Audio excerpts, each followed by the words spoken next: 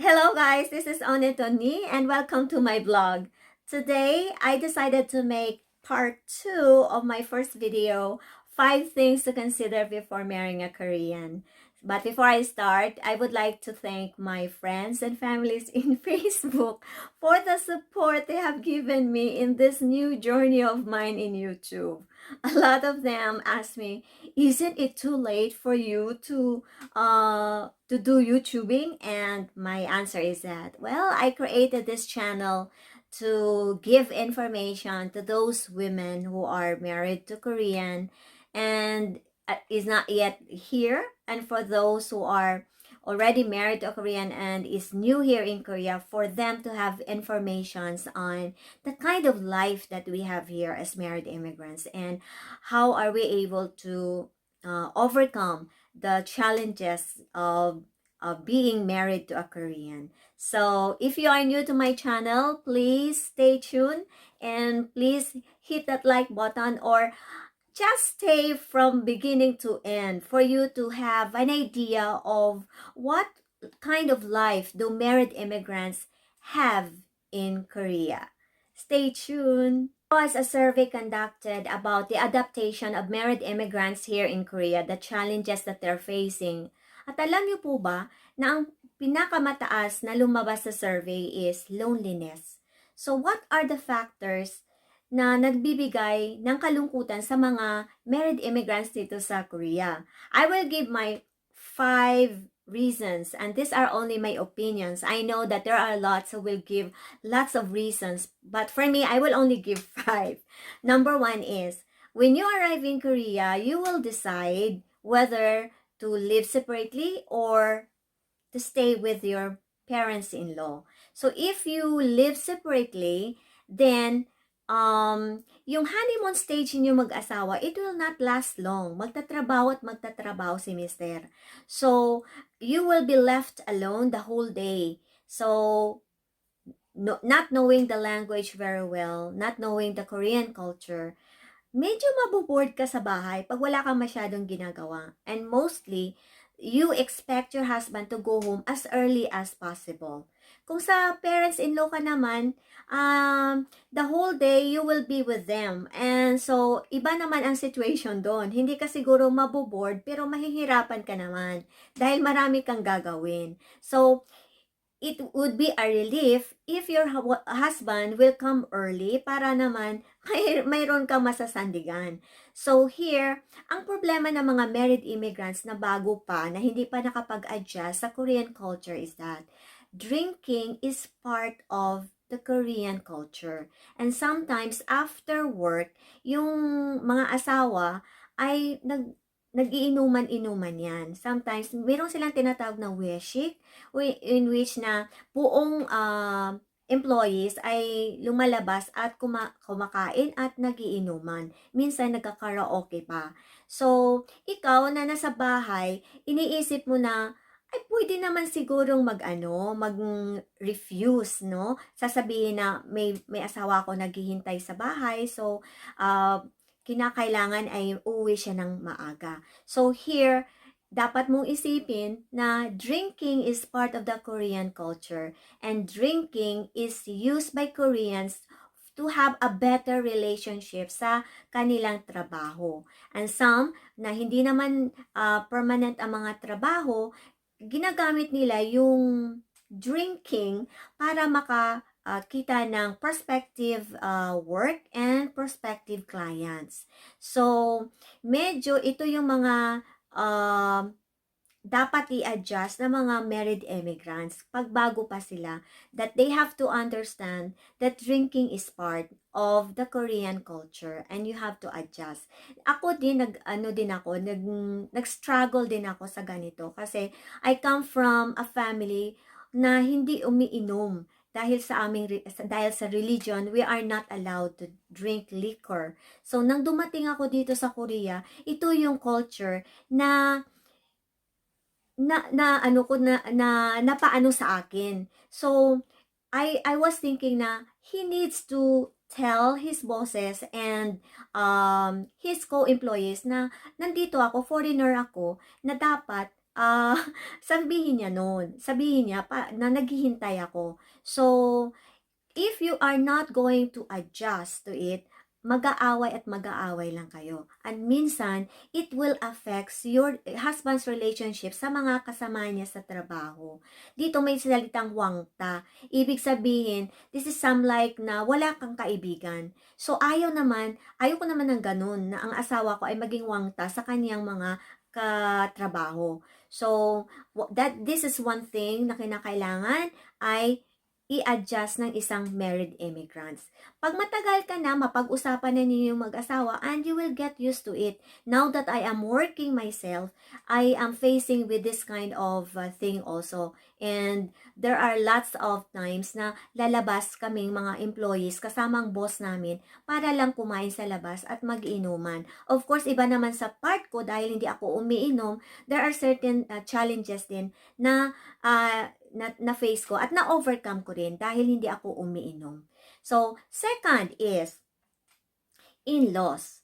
Pagdating mo dito sa Korea, ay mapapasaba ka sa mga iba't ibang klase ng in-laws, parents-in-laws. Mayroon mga parents-in-laws na lenient and naintindihan na ikaw ay foreigner, na marami ka pang dapat i-adjust. Mayroon namang mga parents-in-law na wala silang pakialam kung foreigner ka o hindi. Ang nasa mental mind nila is, ang mentality nila pala ay foreigner ka. Dapat mag-adjust ka sa kultura nila. So, isa ito sa malaking factors ng nagbibigay ng kalungkutan sa isang married immigrants.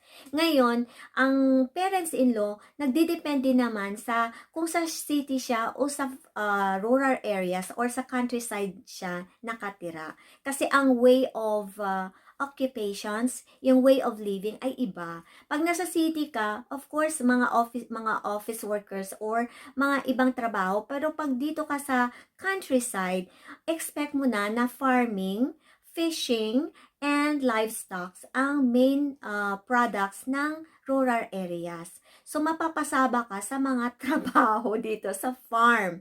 Ang isa pa, dito, dahil nasa honeymoon stage ka, ini-expect mo na gigising ka kung anong oras ang gusto mo. Hindi. Maaga kang gigising at mag-prepare ng pagkain ng tao sa buong bahay na yon. So, kahit hindi mo alam, kinakailangan gumising ka ng maaga. At kung hindi ka gigising ng maaga, mag-expect ka na may kakatok sa door mo at gigisingin ka na saing ka na. So, isa yan sa mga difference ng Philippine lifestyle and Korean lifestyle. Also, dito, may 4 season. Usually, yung farming season, na mag-start na ang farming season, which is yung last month of mga April, mag-start na busy dito sa Korea. Yung mga farmers. April, papunta na ng summer. Yung season na ito, 5 a.m. pa lang ng umaga, si Haring Araw ay sumisikat na. Kaya, before sumikat si Haring Araw, ikaw ay gising na, mag-prepare ng breakfast.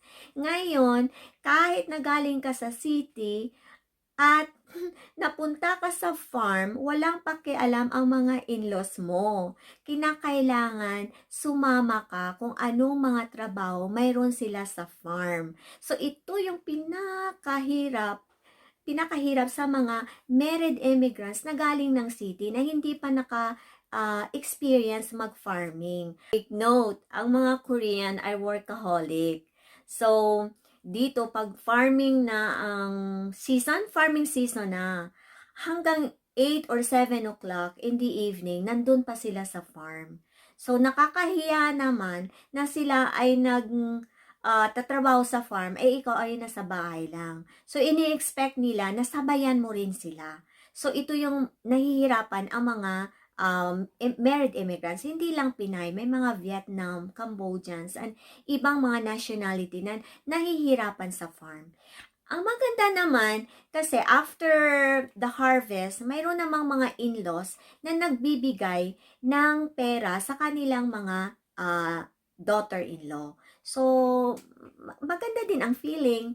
At saka, pero mayroong mga iba din na hindi nagbibigay. So, ito problema din. Dahil naghihimutok na naman si daughter-in-law, bakit trabaho ako ng trabaho, tapos hindi naman ako binibigyan. So, ito yung mga scenario dito sa countryside.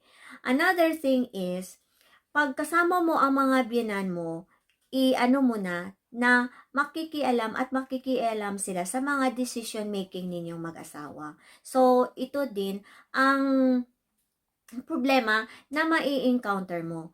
Pero, ang advantage naman, pagkasama mo ang mga in-laws mo, madali kang matuto ng Korean kasi may kausap ka. Madali mo ring ma-adjust ang Korean culture. At madali mo ring malalaman kung paano ang pagluto ng mga Korean foods. So, ito yung mga advantages na madali ang adaptation mo. Though, masasabi mo na ang hirap kasi magkaiba ang lifestyle na pinanggalingan mo sa Pinas at ang dinatnan mong lifestyle dito sa Korea. Pero kung magaling ka mag-adjust and just titingnan mo lang na everything is just a learning process for you, hindi naman habang buhay ay magiging farmer ka. Kung gusto mo mag-trabaho in the future na iba naman, aside from farming, kayang-kaya dito sa Korea. So, nasa sayo yan kung paano mo ma-adapt ang Korean lifestyle dito sa Korea. Pang-tatlo is that wala ditong housemaid. Hindi uso dito yung housemaid.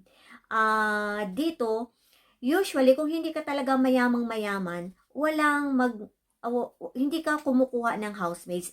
Every household chores will be done by you. Ikaw lahat.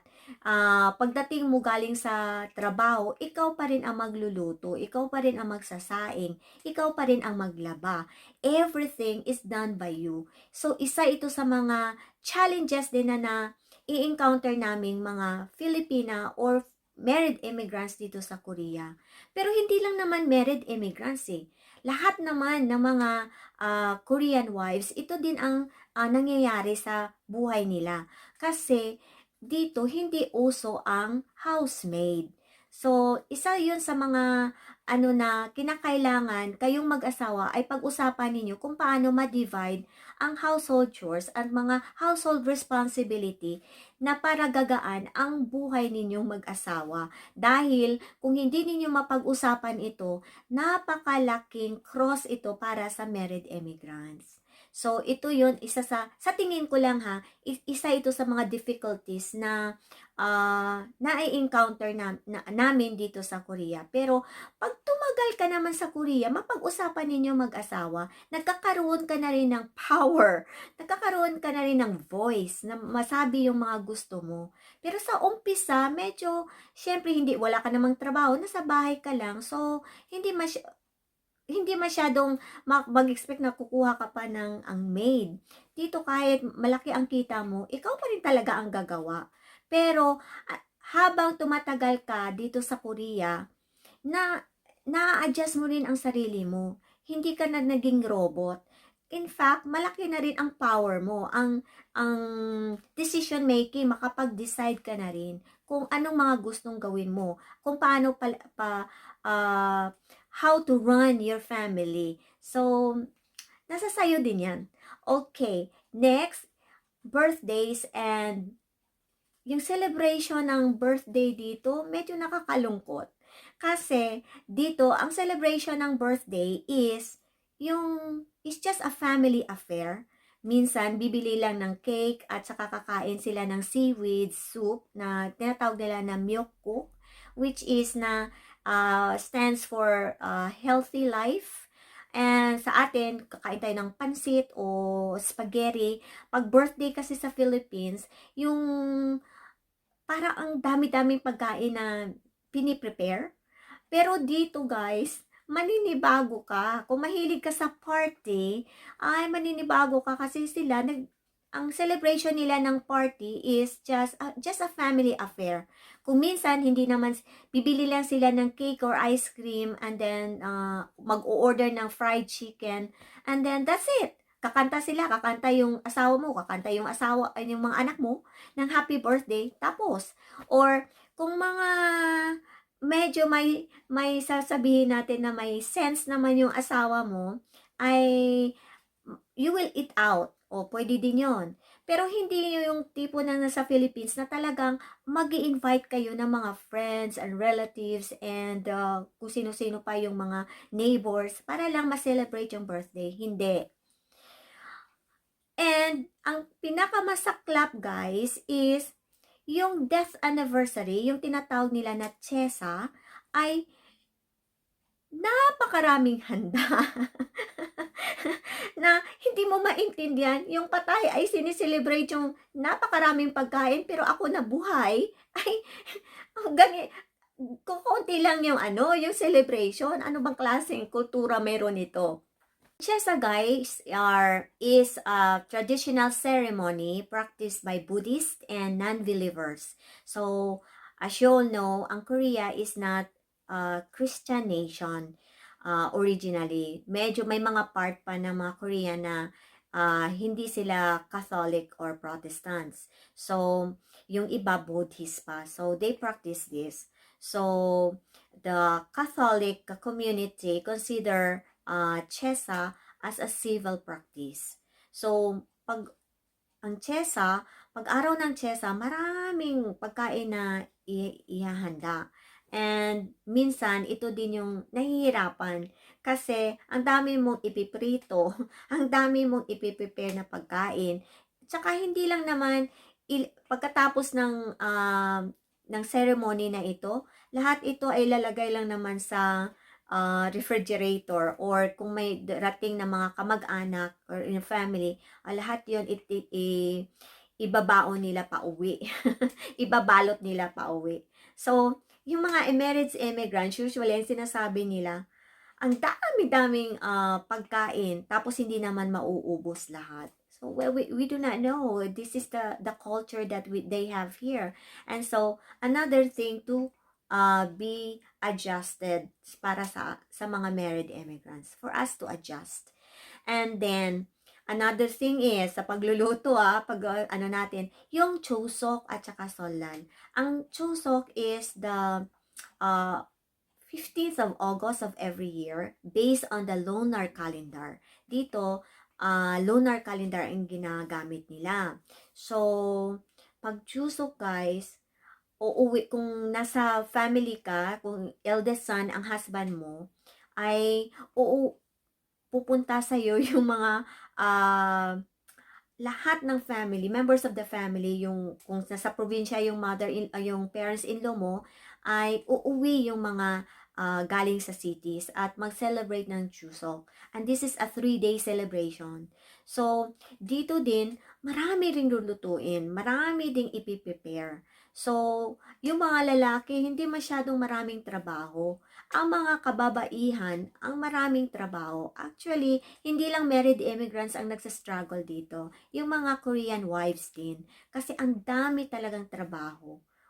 Sa pagbalat pala ng fruits, medyo it will take time. Yung mga pripituhin, mga pagkain, lahat yun ay mahirap. Ito yung buhay na namin dito sa Korea. Pag mga big holidays as solar, or solar naman is the Korean New Year based on lunar calendar din.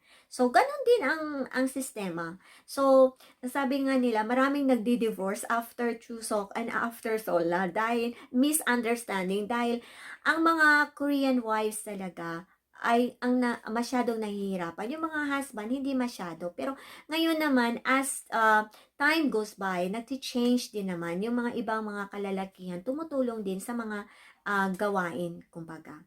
So, ako, I'm very lucky dahil hindi masyadong pinapractice, hindi masyadong big family yung napuntahan kong family dito sa Korea. So, hindi masyado. And besides, itong year na to, starting ng mag-COVID, medyo hindi na na-practice ito dahil sa social distancing. So, medyo masaya ang beauty ko. At isa pa, ako naman, gusto ko ang solal at saka especially ang chusok.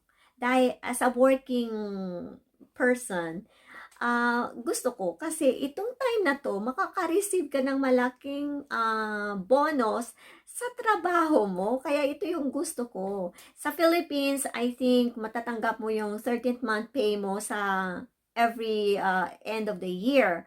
Pero dito, pag Chusok, balaki ang mapakinabangan ko kumbaga dahil nag-o-office ako. And pag solar naman, may matatanggap ka rin sa office. At the same time, pag Christmas, medyo may Christmas gift ka rin, pero not that much. Ang sa Chusok talaga, malaki talaga ang matatanggap mo. At saka sa solar, very nice. Gusto ko yun. Okay. Number 5, last but not the least.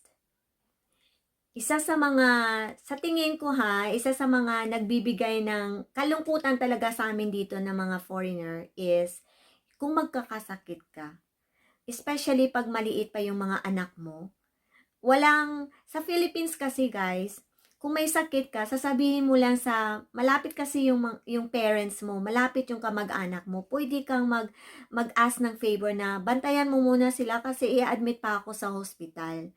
Pero dito guys, ako na-experience ko, maliit pa yung anak ko, ako ay na-admit sa hospital, dala-dala ko yung anak ko. So, yun ang pinakamahirap kasi wala kang matatakbuhan in times na kailangan mo ng tulong ng pamilya mo.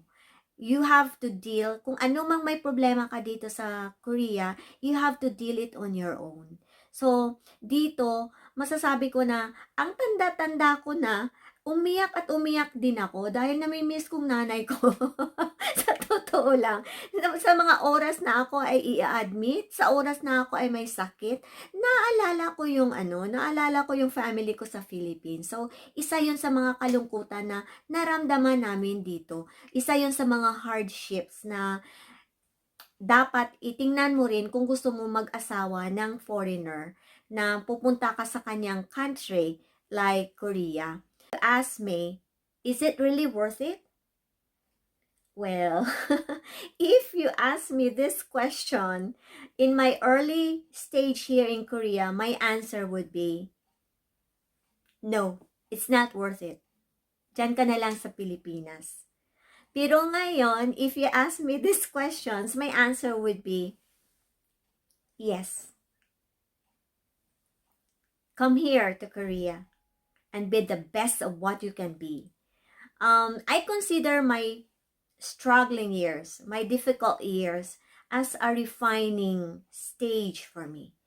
Na this is the years where I found out my strength and my weaknesses as a person. Kung sino ba talaga ako at ano yung mga strength and weaknesses ko. And I was glad that I was able to make it through.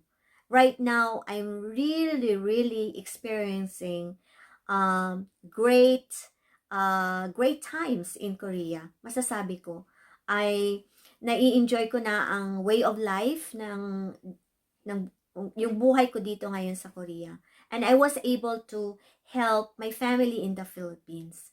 And all of that is because nag-survive ako. Na I was very positive. Of course, it was not easy. Sino bang magsasabi na it was easy for me? For me, it was a very tough road. But I was able to make it. And I'm sure you will.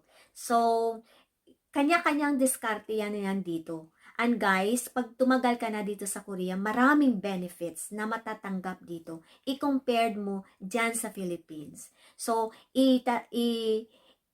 isasasabihin ko yan sa mga next videos ko. What are the benefits that you can have if you live in Korea? So, thank you so much for listening to me. I hope you are still listening. And if you have some comments and some topics to talk about, please comment in the comment section below. And please, if you like this video, give it a thumbs up. And if you are not yet a subscriber, please do subscribe and hit that bell, notification bell. So every time I make new video, you will be informed. And for today, this is all for now. And thank you so much for listening. Bye! 사랑해요!